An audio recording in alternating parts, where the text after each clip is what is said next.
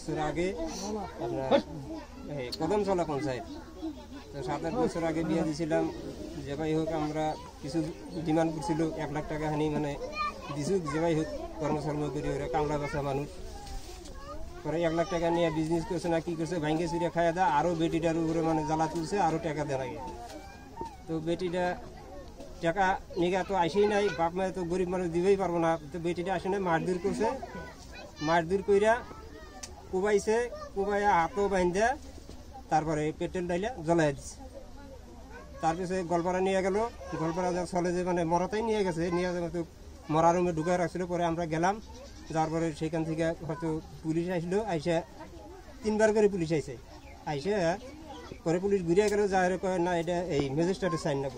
পরে ম্যাজিস্ট্রেটের সাইন নিয়ে এসে পুলিশে পরে আইসা পরে অ্যাম্বুলেন্স দিয়ে সিভিলে নিয়ে গেল। সিভিলে থেকে হয়তো যেভাবে প্রশ্ন কইরা তারপরে আমাকে রিলিজ দিল, আমি লই আহিল।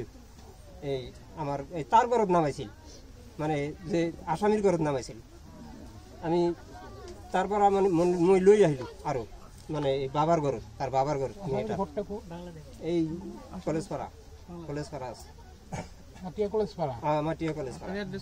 তো ওখান থেকে আইনা পরে আমরা যে ভাই হোক মানে আজকে মাটি দিমু, থানায় গেলাম, মাটিয়া থানায় গুলোকে না হবো না, এখানে লাশটা কোর্ট মরছে, বললাম যে এই আপনার কদমতলা চরে মরছে, কাবাসতুলি চরে।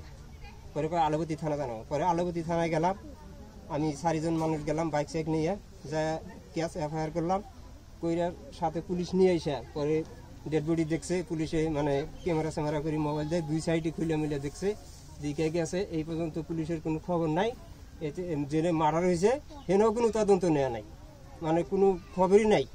এতে আমার ন্যায় বিচার লাগে, ঘটনাস্থলে যাওয়া নাই, মানে আমার ন্যায় বিচার লাগে, এতে তদন্ত এতেও হয় না। 4 দিনের কথা। জামাইটার নাম মনোয়ার। ঘর মানে কাবাসতুলিতে আছে, কলেজপাড়াতে আছে, 2 জায়গাতে তার ঘর আছে, বরপেটা ডিস্ট্রিক্ট। এতেও মানে মানে আলুপতি থানার পুলিশে কোনো রিয়াকশন নেওয়া নাই। 4 দিন মানে আগের ঘটনা কেস দিছু, এফআইআর করছি, কেসটো আলুপতি থানার দিছু। হ্যাঁ, এতিয়া লগে আসামির কোনো তদন্তই নেওয়া নাই। এটা আমার উচিত তদন্ত করবা লাগে, আসামি ধরবা লাগে, উঠাবা লাগে, এটা আমি মানে দাবি জানাইছি। ঘটনাস্থলে আর কি এতেও পৌঁছা নাই, জয় নাই, এটা আমার যাবা লাগে, মানে আসামি উঠাবা লাগে, এটা আমি মানে দাবি জানাইছি, উচিত বিচার হবা লাগে। আর ইয়ার পিছত ইহঁতে কি মারধর কৰি দাও দি কোবাইছে, এতে কাটা দাগটো আছে, কোবাই পেলাই মাৰাৰ পিছতে আৰু ইহঁতে পেট্ৰল ডালি দি জুই লগাই দিছে। আৰু সেই ছোৱালীজনী 4 মাহৰ প্ৰেগনেণ্ট আছে। ইয়াৰ পিছতো আলবতী থানাত যাই এফআইআৰ দিয়াৰ পিছতো আজি 4 দিন হ'ল, কোনো তদন্ত লোৱা নাই, কোনো খবৰো লোৱা নাই, গুৰুত্ব দিয়া নাই। ল'ৰাটোৰ নাম মনোৱাৰ হোসেন, দেউতাকৰ নাম আব্দুল মান্নাব, কদমতলা, বৰপেটা ডিষ্ট্ৰিক্ট। ইয়াতে সিহঁতৰ কলেজপাৰাতে এটা ঘৰ আছে, দুটা কথা, মানে চৰত থাকে, ল'ৰাজন চৰত থাকে। কি ক'ব এতিয়া এতিয়া আমাৰ দাবী হ'ল ইয়াত ন্যায় বিচাৰ হ'ব লাগে, ল'ৰাজনক ধৰিব লাগে, যিটো শাস্তিটো দিব লাগে, নহ'লে আৰু এইটো যদি শাস্তি নহয় আৰু এনেকুৱা বহুত ঘটনা হ'ব। মেইন কথা হ'ল দুখীয়া মানুহ, সিহঁতৰ ন্যায় পাব লাগে।